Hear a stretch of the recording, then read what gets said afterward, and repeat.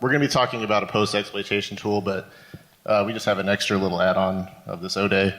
So when Jenna Magias and I were working on Eternal Blue, we discovered that part of the pool grooming process was allocating memory in a contiguous way. And by abusing those memory allocations, we were able to come up with an attack that we're calling SMB Loris. It's similar to the slow Loris attack that is for HTTP servers. So with that, a single machine is able to open many connections. Hold on, just want to show the flags here. So the first 4 bytes of a connection are this NetBIOS session setup header, and it has a 17-bit length field.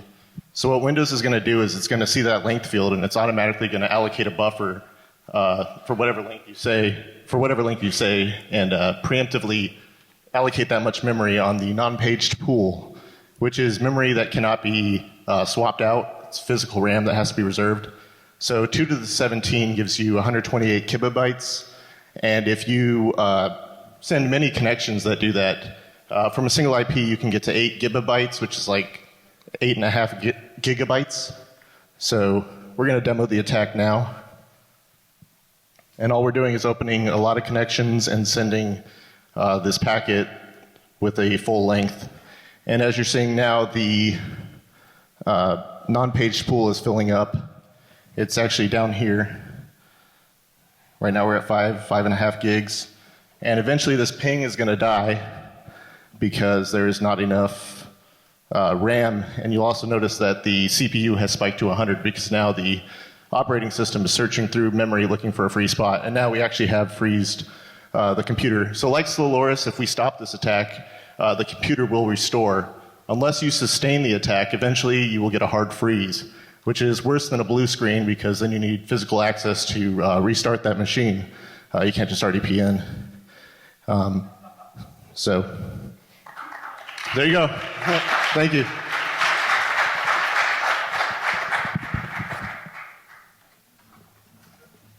Oh, and I just want to mention that we did report that to Microsoft Security about 60 days ago.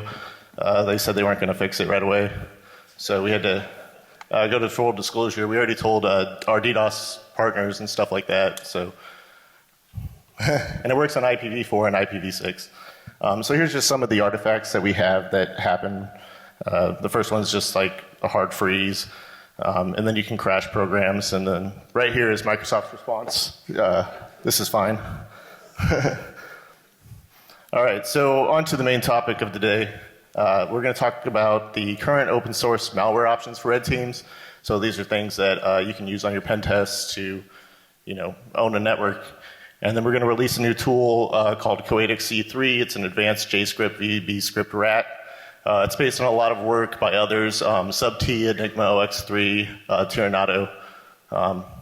They've been doing a lot of work on research, a lot of research on JScript past year or two. We're going to talk about some of the hell we went through with Windows scripting host quirks, and then at the end we're going to have a demo of the tool. So this is a list of the people who helped work on this tool. I'm Zero Sum, that's LF Not. We got Jenna Magias in the audience, and the Naders is watching the live stream. So we're the red team at RiskSense. It's a spin-off of New Mexico Tech, led by Dr. Srinivas Mukamala. He lets us have time to do some research on side projects, so we've done Extra Bacon and Eternal Blue. We ported both those exploits to Metasploit. We're kind of the first to look at those exploits. Just a couple quick notes before we get started. So if you use this tool for illegal activities, we're not responsible. We're releasing this for pen testers. There's no like ransomware in it or anything. Like I said, there's a ton of overlapping research from Subt, Enigma, OX3, Tiranado. But we're trying to consolidate all those research techniques into a single tool. And we've also advanced the state of art a little bit. So this is just a prototype. There are going to be bugs in it. So submit fixes, not tixes. And just to be very clear, this is a post-exploitation tool. So this won't be like Metasploit where you get access to a box. This assumes you already have access and you want to do something better with that shell. You want to pivot, dump passwords and stuff like that. So the current state of Windows post-exploitation, you have, Meterpreter, Cobalt Strike, PowerShell Empire. or you can roll your own. Those are basically your options right now for and they're all very nice tools, but we're going to talk about some of the downsides of those tools and where this kind of fills a very niche gap. You're not going to use this tool a lot, but it will fill a very niche gap. So the downsides of PE malware, this is stuff like Cobalt Strike and Meterpreter. So they're both amazing software, but most of the times in a post-exploitation scenario, you're going to be dropping a binary on disk, and that's what AV loves to eat, and you're going to have to evade that payload with either veil evasion or shelter or some type of cryptor or packer. So that's one downside, and one of the main exploits we have eaten a lot is PSExec, which is probably the most common one you use on a pen test. So the downsides of PowerShell, again, Empire is amazing software. Officially, it requires PowerShell, obviously, which is Server 2008 Service Pack 2. You can install it on earlier versions, but officially that's what Microsoft supports. And PowerShell Empire also uses some features that are in modern .NET. So I've actually had the case where I compromised a box and had PowerShell on it, tried doing an Empire stager, and it failed with an error. Another very bad downside of PowerShell is that it is a first-class citizen in the logs on Windows. So that's one thing you need to realize when you're using PowerShell is you are filling up the logs. So we've made a tool made out of JScript and VBScript. It works on Windows 2000 Service Pack 0, possibly earlier. The main benefit of that is that the Windows script host, unlike PowerShell, is baked directly into the Windows core, unlike PowerShell, which was like bolted on later. So it's a little bit harder to limit. And we found some creative use of the default EXEs that are in the system folder. And we also found some ways to execute completely in memory, so there's no dropping to disk. And that's the main benefit of PowerShell. Need some water. So the downsides are that there is no access to the Windows API. The only thing you get is COM objects, which I'll talk about in a second. There's also no real threading, so when you have an agent running, you might want to run multiple jobs at the same time and have them report back. There's no threading in JScript. It's also missing a lot of standard functions like base64. You can use certutil and some other utilities that are default installed, but they're not on all versions of Windows. And then what's really bad is all the strings are UCS2 wide Unicode. So when you insert struct or shell code in memory, it's going to fill it with null bytes or even just totally clobber all of your strings, and you're not going to have the same shell code that you put in that you thought you had. So COM was kind of this big idea from Microsoft that you could write a class in one language and then instantiate an object in another language. So what they did was write a lot of COM objects in C, and then now you can use them in JScript and other scripting languages. So it's language neutral, object oriented. It has a very spelled out binary interface, and it's distributed, so you can actually instantiate objects on another server and then use them on your local host, which actually leads to a lot of pivot opportunities. It's an arguable precursor to .NET. It has slightly different goals than .NET did, and .NET has a lot of tools that help you interact with COM. And it's also found everywhere in Windows. It's in its own its own registry hive. It's the HC or HK current classes or classes. So this is an example of instantiating a COM object in JScript. So what we've done here is we've instantiated this object called HTML file. And like I said, we don't get access to Windows API, but we get access to all the interfaces that this COM object exposes. And from that, we're actually able to scrape the clipboard by going to the parent window and getting the text. So we originally started this project back in October using VBScript. VBScript and JScript are basically the same thing at the end of the day. They just have slightly different syntax and a couple other things. One thing that's really bad is that VBScript has an insane error handling thing where you have to do on error, resume next at every function scope, and then for every instruction that you run, you have to check if there's an error condition. So there's no like try catch blocks that you get in JScript. The other thing that we ran into was Schlemiel the painter problem. So this is a problem with string indexing. Normally for string indexing, you want O of 1 lookups, so you want to look at the 100th element in the string. That's O of 1. With JScript, it counts from the beginning of with VBScript, it counts from the beginning of the string. So you actually get O of n factorial to traverse the entire string instead of O of n. So Genemagius he solved the hardest problem in computer science when we just moved the bucket with us. So every 1,000 iterations, we move the start of the string pointer up. While working on this tool, we researched GNU Readline, which is an interactive shell for Linux and Unix systems. So in Metasploit, what happens is as shells start to rain in, your input is getting overwritten by all those shells raining in. So we were able to redraw every time a shell came in and not mess up your input. And that's just that picture's just an example of kind of the bad input. We committed it in PR 7570 to Metasploit. They've actually commented it out. They have to support Windows and some other systems, so there was a couple bugs there, but we're only supporting Linux. So I'll talk about some of the terminology before I talk about how we architected this. So a zombie is a hook target. It's basically like a session in Meterpreter or an agent in PowerShell Empire. Stager is a web server that we use to have the C2, C3 server.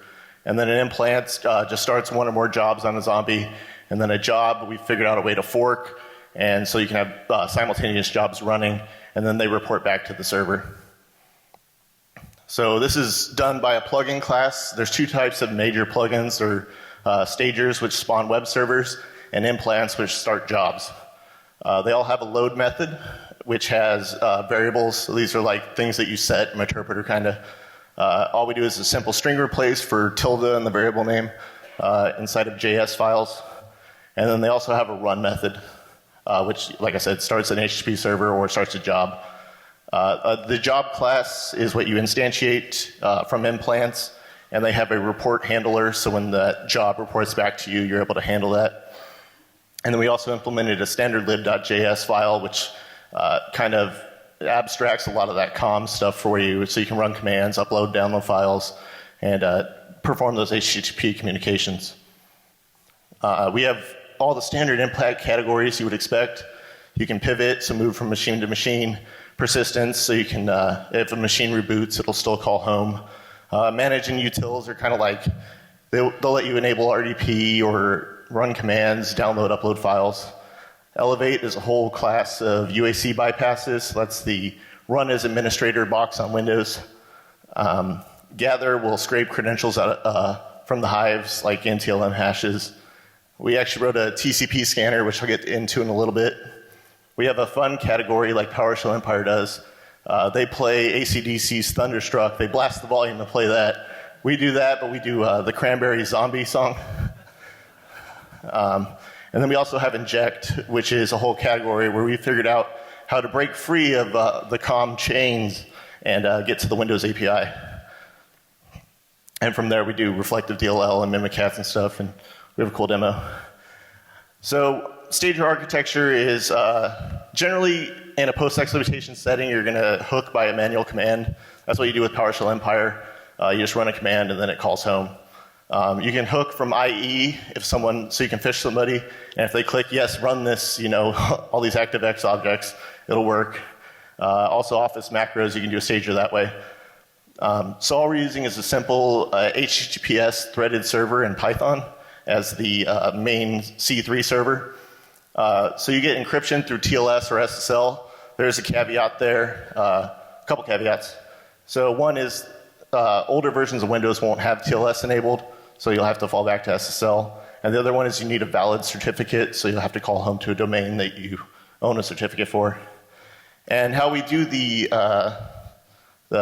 call home is we do a long pull. So this is kind of the old way of doing AJAX before WebSockets, is you call home to the server, and then the server hangs you for like a long time until there's a job to be done. and it tells you that job, and you run that job.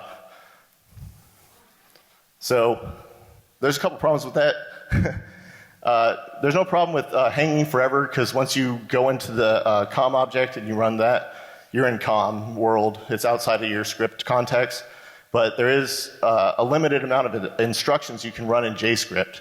So it's actually default to 5 million, I believe.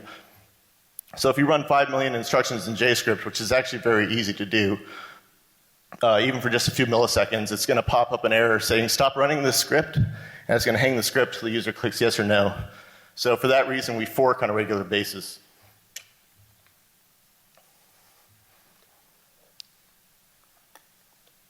So the first time you call home to the server, you're not going to have a session ID. It's going to assign you a session ID, and it's going to fork to a special job called stage. That stage is going to do that long polling process I was talking about until it gets the job ID. When it gets that job ID, it's going to fork that special stage job again, so we don't use too many instructions, and then it's going to fork the job. And then when that job calls home, it's going to have both the session ID and the job ID. So then it's going to send the job payload, which is going to do some work. It's going to report back to the server about that work, and then it's just going to strictly exit. So some of the stages we have, we do have the traditional way of running JScript and VBScript through CScript or WScript. These require dropping a file on the disk, so antivirus can catch that pretty easily, and you can always disable the Windows script host. An interesting stage that we have are MS, HTA, HTML applications. So these are kind of like a weird IE security zone that lets you get access to the registry, the file system, the command shell. And the payload for that is really tiny. It's the tiniest payload we have. All you do is run MS HTA and then a URL. And then it's going to call home without a session ID and get assigned one and all that. So with these HTML applications, they're going to pop up like a little browser window. So we experimented with many techniques to try and hide this window. The best that I could come up with, and I really did a lot of experimentation, was I moved the window 2,000 pixels off the screen, resize it to 1 pixel, and then I blur it so it doesn't steal focus. And then also there's some XML that we can do to hide it from the taskbar. I thought this was really bad until I looked at some malware samples that were doing the same thing, so I didn't feel as bad. So run DLL32, this kind of abuses the way that run DLL32 parses the DLL it's supposed to run. So in this example, it's loading the mshtml.dll and it's running run HTML application on it, which is the same thing that mshta does, only this is a little bit more hidden. Now, when that function gets called, it's going to parse the entire command line, and it's going to see it starts with JavaScript : and it's going to start executing JavaScript. So actually, our mshta stager, as soon as we fork, we go to this one because it has less window visibility. Another one that, another stager here that Sub-T rediscovered is called COM plus scriptlets. They still get written to disk, but it's this program called regserver32.exe, which is supposed to assist you in installing COM stuff. You can actually feed that a URL, and it's going to go fetch that scriptlet, and then it's going to run some JScript. So this is actually a stager that's present on Windows 2000. MSHTA is not. Maybe it is in a service pack, but at the beginning it's not. So there's a couple ways to run commands. The most common way is through wscript.shell. It has two ways to run commands, either exec or run. Exec gives you access to standard out and standard error for all of that process's output. The only problem is it's going to flash a little command.exe window, so it's not good. We had to resort to .run, which does not give access to standard out. But we kind of pipe to a UUID in the temp folder, a text file, and we pipe standard out and standard in to that file, and then we read that file. So we're able to get the output. Another way to start processes is with WMI. Win32 process is a part of that, and that's the Windows management instrumentation. It's just kind of for managing boxes. So one of the main things you want to do with a post-exploitation tool is upload files and download them. But binary data is very hard to work with in JScript. So writing, if you want to write a file to disk, writing byte by byte you use all of your limited instructions I was talking about. So what we do, one way you can do that is you can write the response body stream directly to an ADODB.stream. The only problem is, as you can see, you get an error that says safety settings on this computer prohibit accessing a data source on another domain. So this is part of that IE security zone sandboxing I was talking about. So what we do is we create a temporary ADODB object in memory. We write that stream to that object in memory, and then so now it's on our domain or whatever, and then we're able to write that to file. So this is just some boilerplate code that just lets you write directly to file without using a lot of instructions. Another problem we encountered was with downloading files. So this is when you want to get a file. It's on the zombie. You see X-rays. You see something interesting on the target. You want to download it to your machine. You're going to do that by having it send an HTTP request, sending an octet stream, which is going to have all that binary data. The only problem is that Windows is going to double encode that data. So through some reverse engineering, we figured out it was encoding it with Windows 12.5.2 encoding first, and then UTF-8. So we saw that the binary data did not match up when we got it back. Another thing is if you send a null byte, it just ends the response stream right there, the request stream. So we had another layer of encoding where we encode backslashes and null bytes. So we have 3 different decodings we have to do once it gets back to the server. It was really slow. LFNOT wrote a hard-coded lookup table. So it's about 1 second per megabyte now, down from 10 seconds per megabyte. So these are all of our UAC bypasses. These work because on Windows there's the current user hive, which a user is able to write to their current user hive no problem. And then Windows has these binaries in the System32 folder that have a manifest that auto-elevates them, gives them UAC bypass privileges. And then there's a couple binaries that are going to look in that current user hive that you're allowed to write to for a command to run. I don't know why. But so we're just going to put the stager command at those registry keys, start that process, and it's going to call home, and we're going to be elevated. Microsoft is trying to fix some of these. They've closed a couple of them in Redstone 2 and 3. But there's UAC me by H Firefox. It's some future work if these methods get closed down. There's 35 plus methods we can use. Some are applicable. So another main thing you want to do in a post-exploitation tool is dump the NTLM hashes off the server. So there's a reg.exe. I believe it was added in some service pack of Windows 2000. It's at least present in Windows XP and higher. But from there, if you're elevated, you can save the SAM system security hives and run core security in packet, which will decode, decrypt those hives, and give you the hashes out of them. Same thing for domain controllers. You can create a volume shadow copy, and then the system hive, you can get that. And we get the ntds.dit. We can run the same tool with some different arguments and extract AD credentials out of them. So there's several different HTTP column objects.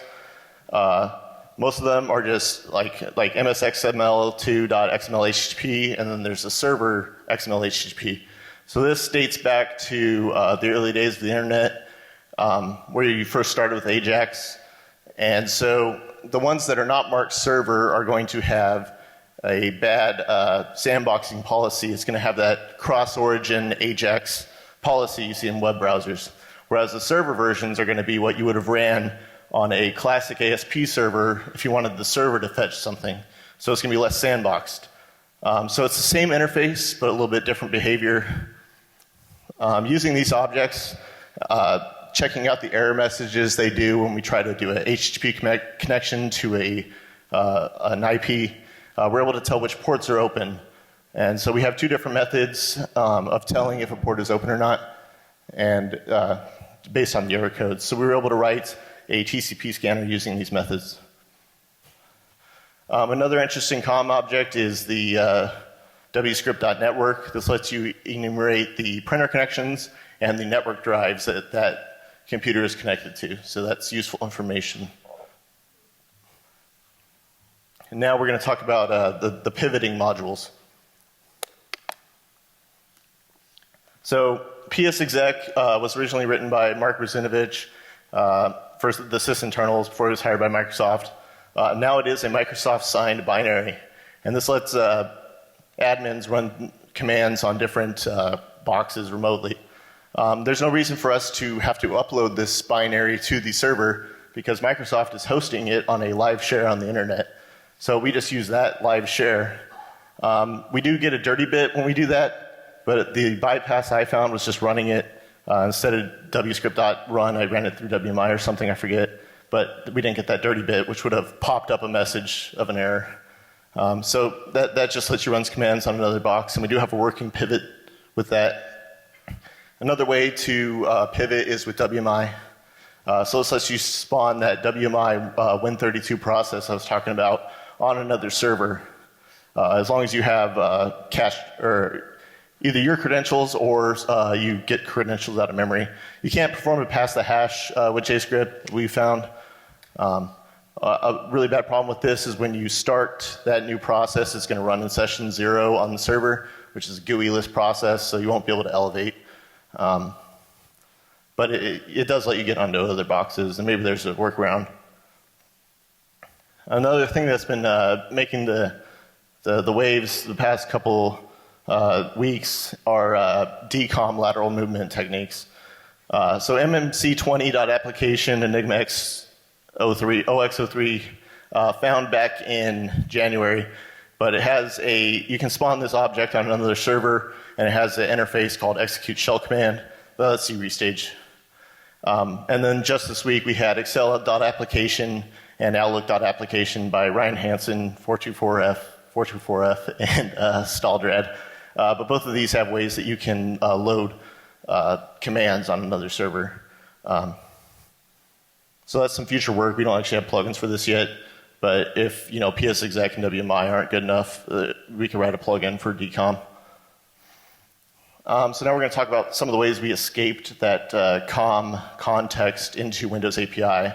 So work, they gave us some Office licenses, and we did find a good use for them. We didn't actually write any reports with them, but we did create a GUI-less Excel object in memory. And then from that GUI-less Excel object, we also wrote some registry keys that let us run macros without a prompt.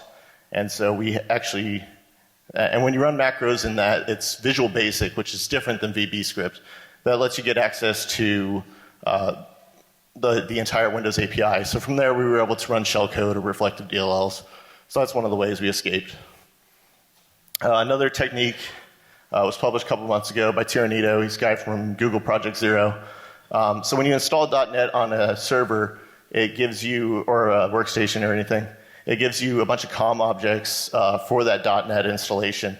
And a couple of those COM objects that you write to memory, and then also deserialize a .NET object. And when you can deserialize a .NET object, you get access to the Windows API because .NET has access to Windows API. So we can do all that from JScript. And then the final way we found in our research was Dynamic Wrapper X. This was a DLL written by Yuri Popov and released as freeware in like the late 90s, early 2000s. It does have 0 out of 61 of iris total. People are using this for legitimate reasons. But basically this just lets you install a COM object on the server, which gives you access to the Windows API. Normally installing a COM object, you're going to have to write a lot of registry keys and stuff like that. But SubT rediscovered a thing called registration-free COM. So we don't actually have to write all those registry keys. We just drop a manifest file also on the disk and that DLL, and then we're able to load that COM object, at least for our process. So now that we have access to the Windows API, one of our design goals was to use the powercats.dll. So this is the PowerShell Empire DLL that lets you get access to Mimikatz. There was a problem with this, and that was that all of the DLL mapping was performed in PowerShell. So normally with a reflective DLL, you're going to write some C code that will load itself, and they did it in PowerShell. So we have limited instructions. We can't do all of that DLL mapping. So what I did is I wrote a DLL called MimiShim, and that's just a normal reflective DLL. So all the loading code is in C. It's part of the DLL. And we just say start a thread there, and then it'll load itself. So what it's going to do is it's going to see if we're an x64 or an x86 process on an x64 system, which if you've ever dealt with Mimikatz, that can be an issue. If that is an issue, we're just going to fork a sysnative notepad.exe. We're going to process all of that and inject the powercats.dll into it. And from there, we're going to do a couple default things. We're going to get the debug privilege, which is kind of a God mode privilege on Windows. And then we're going to elevate our token to system. And then we're going to run whatever custom Mimikatz command you want to run, which will let you extract plain text passwords out of memory, provided that credential guard or some other defenses aren't enabled. And with that, I'll let Alif not run the demos. I heard you guys like live demos.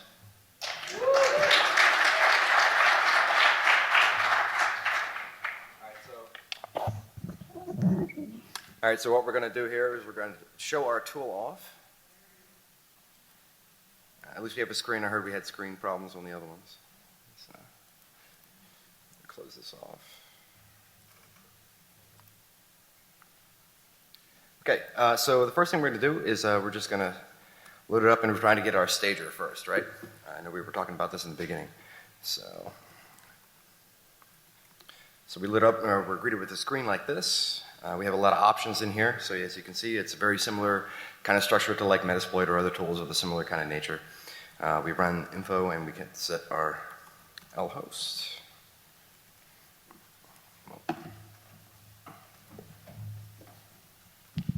This is a local host internal network for a domain that we have here on a couple of VMs right now.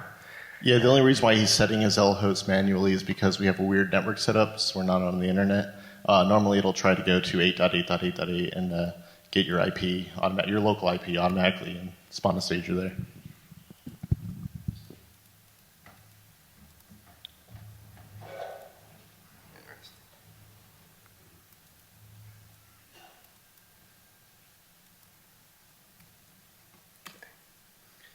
So, and then after that's run, the stager is done, you can close the window and you see no windows popped up and nothing seems out of the ordinary, but we get a stager coming back right here. And we'll see, if we take a good look here, it's not an elevated prompt, as you can tell right here. We would come back with a star if it was. And so from here, we have our zombie, and we can kind of do what we want. So to demonstrate the kind of ridiculousness that we had to go through, we can kind of upload a file, get a SHA-SUM, download the file, and do a SHA-SUM again. So we're going to use an implant. And we see everything has like a nice little options file.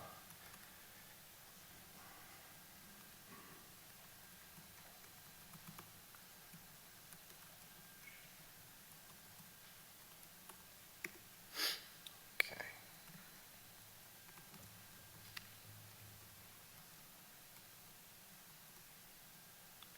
So we can also get into a command shell from here. So if we look onto our hooked client right here, and we take a look at the directory where we should have uploaded the putty, and you'll see it, and it's right here, nice and uploaded. We'll open up a local window right here, and we'll do a SHA-SUM of the actual putty file. We'll see, it says it's SHA-SUM right here, 8.1, and it ends with 5e. And so now we will download the file from the victim client right now, the one that's hooked.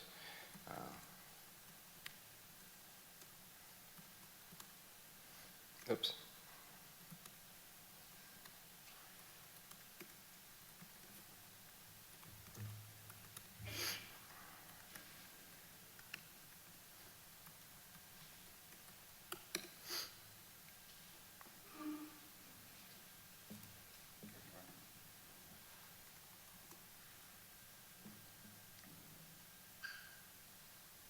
And so we have our file right here.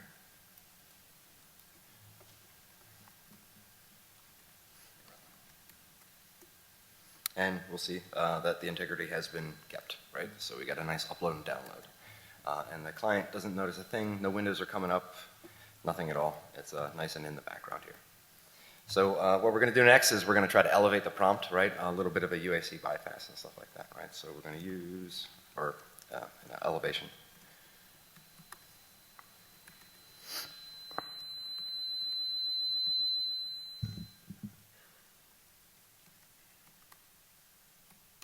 So if everything goes right, we should see a shell come back with a little bit of an elevated type of thing. It looks like we're coming back.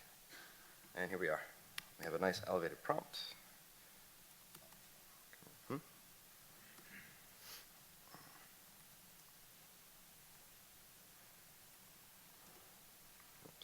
there we are. And we are high level.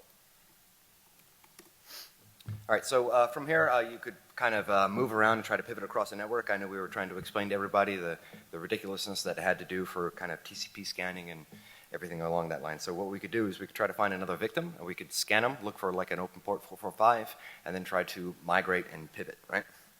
Or pivot, just pivot this time. So we're going to use another implant for this.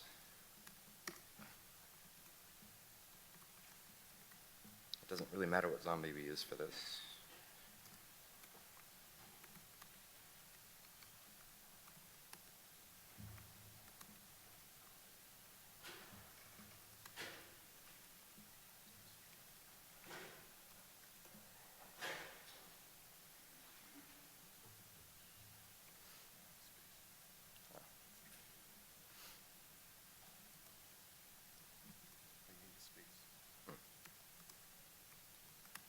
There we go.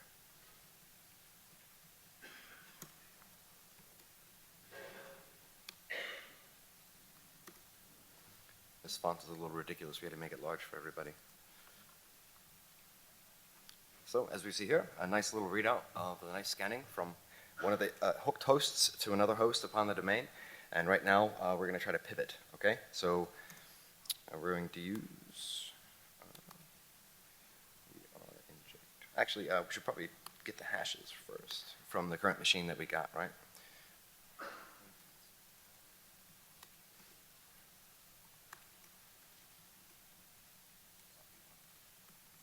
We're going to use the elevated zombie with the elevated privileges to kind of dump the hashes here. And here we go. We got the hashes from the hash machine. And that's a Mimikatz command. You can kind of run any command from there, from Mimikatz.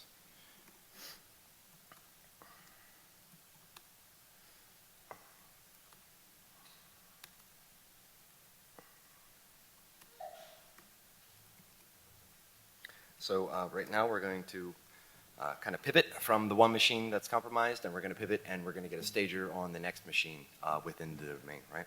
We, as you see, we got the credentials from Mimikatz, and so we're assuming we got a plain text password or something along that lines, and we're going to move on to the next machine. So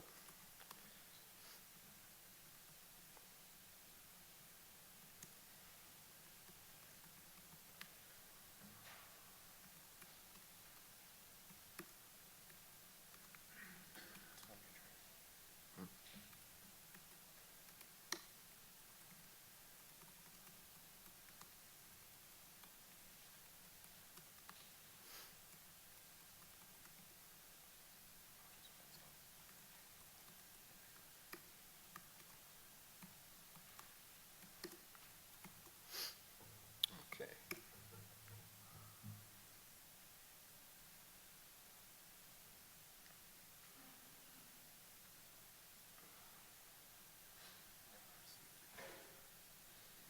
And here we go.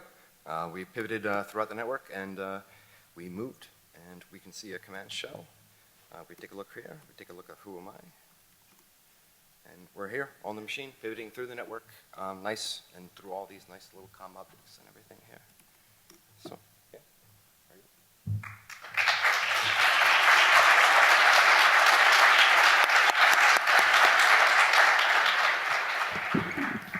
Yeah, so you can see he has three different shells here. The first one was his medium integrity.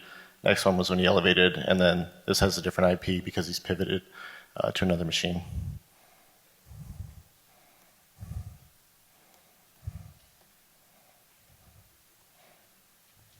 Where's it? Where's the shell?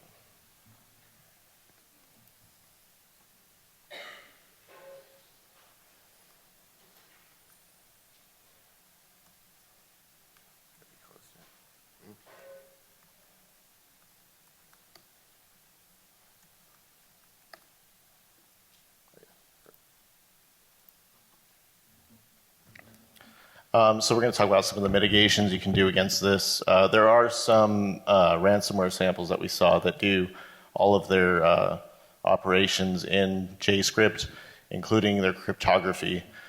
So people are mainly focused on PowerShell right now. We kind of wanted to point out that JScript is also an attack surface.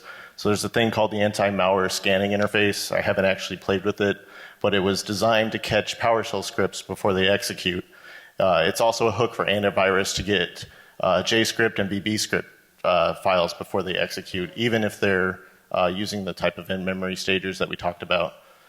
Another thing is device guard, app locker, CI. It's all kind of the same umbrella for a common term called app whitelisting.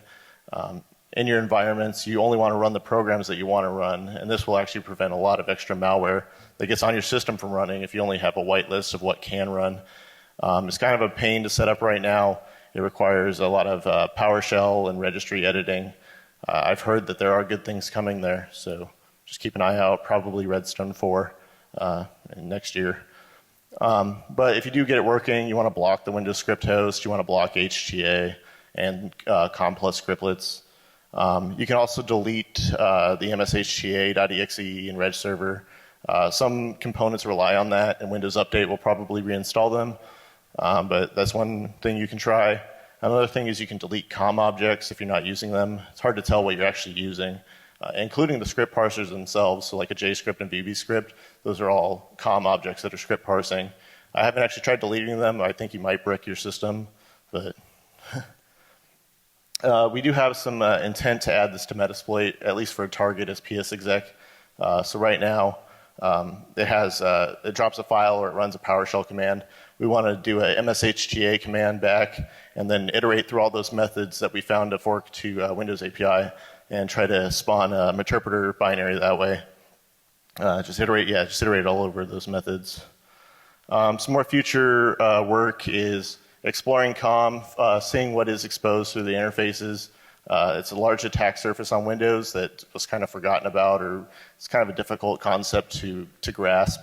Tyrannido has a cool tool, I forget what it's called, like OLE viewer or something, that lets you get the interfaces for a lot of these COM objects and you can see what you can do with them. Another thing is that with this tool, like I said, there's a lot of bugs. So we do plan to clean up the code and do a small plugin revamp. So right now plugins are kind of reusing a lot of the same code. And we also want to implement a JavaScript obfuscator. So right now all the payloads are pretty generic. They're all the same. But if we had an obfuscator, it's going to kind of add some bypasses for very obvious lookups of that. We've kind of neglected persistence implants. That's why we didn't talk about them. There are a few ways to get persistence. So that's when the machine reboots, it'll restage. WMI subscriptions is one that we could do. And then another thing is we're using the basic Python server, just very generic. So we actually do have the slow loris attack, I believe, that works on this. So remember, we dropped that ODE SMB loris, that we have the slow loris attack on this. So that's one thing we want to close down by throttling the amount of IPs. Some related talks by Tyrannido. He did COM in 60 seconds. This is the best primer on COM you can watch, better than any book I ever read.